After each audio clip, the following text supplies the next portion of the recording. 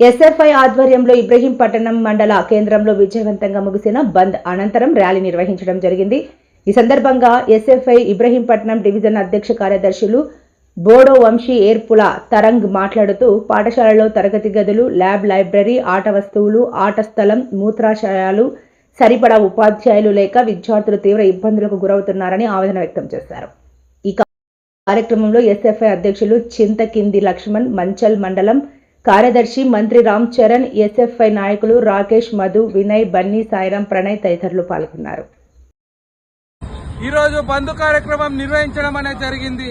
ఈ యొక్క బంద్ కార్యక్రమం యొక్క ముఖ్య ఉద్దేశం ఏంటంటే 18 నెలలు గడుస్తున్నా ఇప్పటి వరకు కూడా కాంగ్రెస్ ప్రభుత్వం 18 నెలలు గడుస్తున్నా కూడా ఇప్పటి వరకు కూడా విద్యాశాఖ మంత్రి కూడా కేటాయించలేనటువంటి పరిస్థితి ఉంది.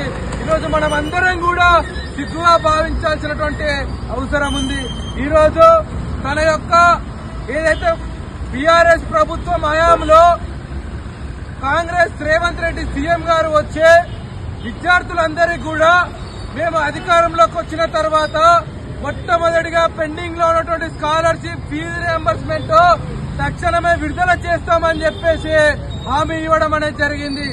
అదే కాకుండా మెస్ కాస్మెటిక్ బిల్లులను కూడా పెంచి విద్యార్థులందరికీ కూడా తక్షణమే విడుదల చేస్తాము అని చెప్పినటువంటి మాయా మాటలు చెప్పినటువంటి ఈరోజు సీఎం రేవంత్ రెడ్డి గారు ఎక్కడ కూడా ఎవరికి కూడా హామీ చేయనటువంటి పరిస్థితి ఉంది.